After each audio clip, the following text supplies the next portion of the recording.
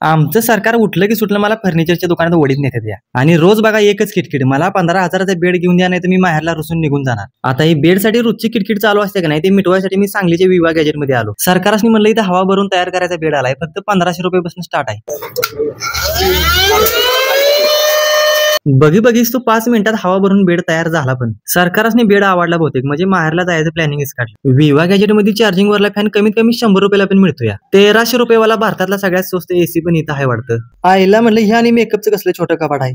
हे मेकअपचं कपाट नाही बरं का, फक्त आणि फक्त 2000 रुपयाला मिळणारं मिनी फ्रीज आहे. एसी डीसी पॉवर असल्यामुळे गाडीत पण वापरायला चालते आणि घरात पण वापरायला चालते. आणि ह्यात काय ठेवशील ते गरम पण होते आणि गार पण होते, दोन्ही ऑप्शन आहेत. आईला इथे इयरबडला पण खतरनाक ऑफर चालू आहे वाटतं. म्हणजे फक्त 500 रुपयाला 4 बॉक्स भेटणार. आणि ह्यो विषय तर एकदम खतरनाक आहे बरं का. हेडफोन फक्त 500 रुपयाला जोडी, फक्त आणि फक्त 2000 रुपयाचा VR बॉक्स घालून आमचा रोबोट कसा हलायला लागलाय बघा. सरकारने म्हणलं इथे सीसीटीव्ही कॅमेरा फक्त 499 ला भेटतोय, म्हणल्यावर दुकानात लावायला काही आपल्याला हरकत नाही. आणि सौर पॅनेल सीसीटीव्ही कॅमेरा आपल्या नवीन घरात लावूया, म्हणजे लाईट बिलाचं काही टेन्शन नाही. आमच्या बारक्यापणी रिमोटच्या गाड्या 4-5 हजार रुपयाला मिळत येतात, पण आताच्या जमान्यात विवा गॅजेटला फक्त 499 ला मिळतात. नुसतं एवढंच नव्हतं बरं का, आता हे बघा आणि काय काय नवीन नवीन आणि युनिक वस्तू इथे मिळतात. आता एवढं सगळं प्रोडक्ट घ्यासाठी पत्ता म्हणला का नाही, सांगली STT च्या समोरच बरोबर हे विवा गॅजेटचं शॉप आहे.